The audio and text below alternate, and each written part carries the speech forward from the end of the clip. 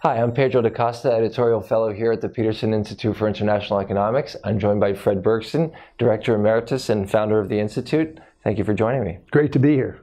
So let's talk a little bit about Prime Minister Modi's upcoming visit to the United States and his meeting with President Obama. The two seem to have a fairly good relationship, but not much has come out of it in terms of new economic linkages and trade. What are you expecting from this visit, and how significant is it potentially? Well, it's true that President Obama and Prime Minister Modi have struck up an enormously friendly and warm personal relationship.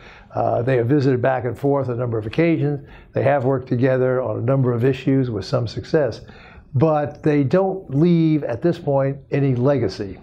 And President Obama obviously only has 6 months left to go in office. So the question is whether this summit, unlike the previous ones, can create some ongoing framework for the relationship. President Bush 43 actually did that with the civilian nuclear agreement back before Obama came in. That set a new security framework for the U.S. and India, which has prevailed. And the U.S. and India actually have very close and growing ties in the security area. Yeah. The paradox is that there's nothing like that on the economic side, despite the U.S. being the biggest economy, India being on its way to being the third largest economy. And one of the fastest growing now, which I would assume would be a big incentive for the U.S. to want to rapprochement. India is now the fastest growing large economy in the world.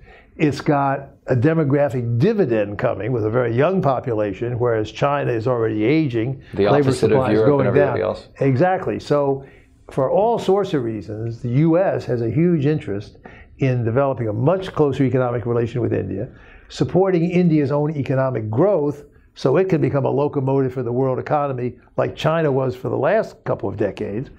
But nothing much has happened. And the question is whether on this visit they can at least start a process that would begin to put an economic foundation for the relationship in place. And what have been the sources of hesitation on either side in inaction, and what's the most we can hope for in terms of their framework? As usual, there's blame to go around. But in this case, I think India probably is the main laggard. Prime Minister Modi came in with a very ambitious reform agenda that led to a lot of high hopes here and around the world, as well as in India, but very little of it has eventuated. So that needs a big new push. In addition, Modi had one big gap in his strategy, which was an increased internationalization of the Indian economy. Mm-hmm. So India is a big country, it's growing fast, but it's not very open to the world economy, much less so than China, for example.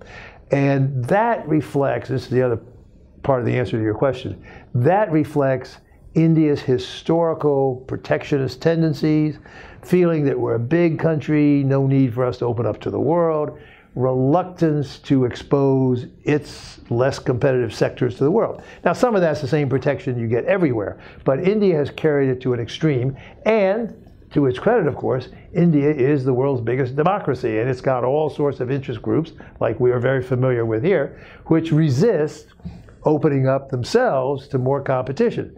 And so India is, among all the big countries, widely reputed as the main foot dragger, which has tried to hold back global trade negotiations, regional negotiations. Their bilateral agreements are just so full of holes, everybody calls them Swiss cheese agreements. So India actually is at risk of being left behind by the global trading system. As the world is doing mega regional deals, Trans-Pacific Partnership, Transatlantic Trade and Investment Partnership, as big plurilateral sectoral agreements are being negotiated around the World Trade Organization on services, on environmental goods. India is in none of this. So that was my question. How they're being left behind. How does India look at this? Does it feel that does it understand that it's being left behind? Does it see itself as large enough to withstand it? I mean, does it see the TPP negotiations with some trepidation and feel like it's... There's a growing debate on all this within India. Much of the Indian business community is still protectionist, but a very large part, the most competitive part, the services sectors, the high-tech folks, are fearful of being left behind. When the U.S. and the partner countries in the TPP announced that agreement last fall, there was something of a TPP shock in India. They suddenly said, uh-oh, this is going to be discrimination against us. Vietnam is going to have access to the U.S. and Japan and everywhere else in TPP for its textile exports. And that's still the biggest export in India. And they're going to be left behind there. Even high-tech stuff, where other TPP countries like Japan, Australia, even Vietnam, even Malaysia in some sectors will get a leg up, and a big one, on India. So India is very worried. Our studies show they will be hit by a lot of trade diversion if they stay outside the TPP. Conversely, if they join the TPP, particularly when it expands to other Asian countries in a second phase, they would get huge benefits. We calculate they would gain as much as $500 billion per year of additional exports and boost their whole national income by 4 or 5% if they came into an expanded TPP. Now, that's over the next 5 to 10 years. It gives India plenty of time to prepare, to adjust, to get ready. And there's one specific thing that could come out of next week's meetings to move in that direction. So far, all TPP member countries have been members of APEC before that, the Asia-Pacific Economic Cooperation Forum, which was the incubator for the whole TPP idea. Sure. And for its second round expansion. India is the only big regional power not in APEC. And so one deliverable from this upcoming Modi-Obama meeting could be the U.S. putting its arm around India, shepherding it into the APEC. Now, to do that, the Indians have got to put up some credible plans to liberalize, move in the direction of trade opening. But if they did that, a very lasting outcome from Obama-Modi, a new framework for U.S.-India economic relations would be India's joining APEC, which at least opens the doors to their coming into a second stage of TPP, assuming we ratify it and it goes ahead. At the moment, there's no such pathway.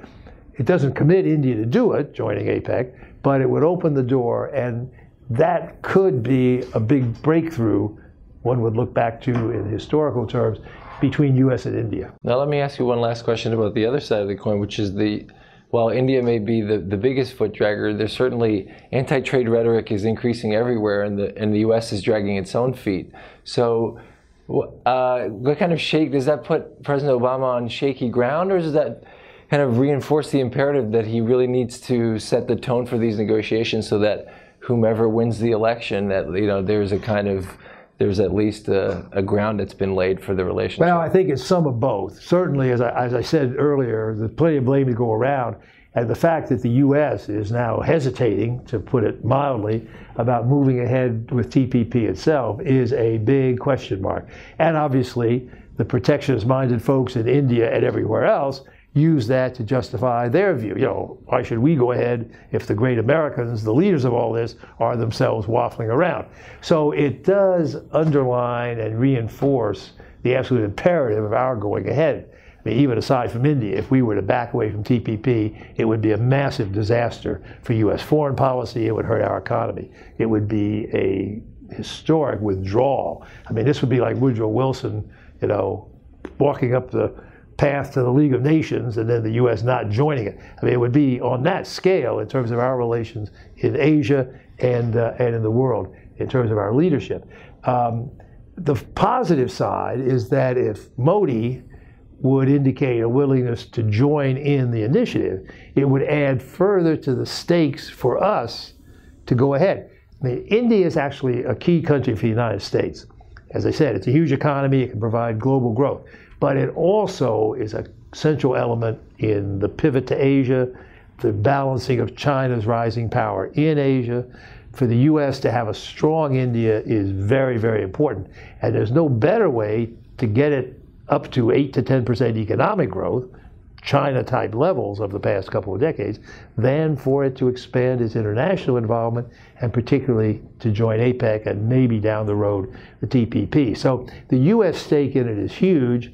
The TPP is the instrument, with APEC as its way station, as I said, to really further underline the payoffs to us. Both from a geopolitical and economic perspective, it sounds like. It's important in economic terms. It's even more important in geopolitical terms. It's important to remember this is often lost sight of in the current frenzied debate. Every major U.S. trade initiative in the last 50 years has been driven mainly by foreign policy concerns. NAFTA was driven by concern to avoid a failed state on our southern border. The whole TPP was driven by the president's understanding that unless the U.S. started moving with economic initiatives in Asia, we were turning the continent over to China. And the same thing would apply in spades if we backed away, having now led the others into the negotiation.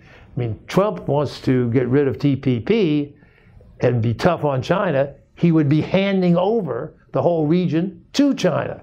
His results would be opposite what he says he's for and what he claims he would achieve. So it would be a huge disaster. And the engagement of India in the process would add further to the stakes, especially in geopolitical terms, and overriding U.S. national security interests. Thanks so much for your time, Fred. Maybe we'll catch up after the visit and see how far they got. See what happens. Thanks so much.